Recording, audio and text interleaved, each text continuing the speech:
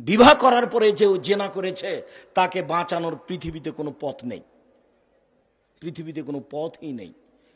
বিবাহ করার পরে যদি কেউ জেনায় লিপ্ত হয় আর তাকে যদি বাঁচাতে হয় তাহলে মুহাম্মদ সাল্লাল্লাহু আলাইহি সাল্লামকে আবার দুনিয়াতে আসতে হবে। যেহেতু মুহাম্মদ সাল্লাল্লাহু আলাইহি সাল্লাম আর দুনিয়াতে আসবেন না, কাজে বিবাহ করার পরে যদি কেউ জেনায় লিপ্ত হয় তাহলে তাকে বাঁচানো যাবে না। বিচার হলো না, আল্লাহর কাছে ক্ষমা চাচ্ছে, ক্ষমা হতে পারে, এ তো আল্লাহর সাথে জড়িত পাপ, ক্ষমা হবে ইনশাল্লাহ। তবে আপনার পাপের অবস্থা হলো এই, জেনার পাপ মহাপাপ, জেনার শাস্তি মহাশাস্তি।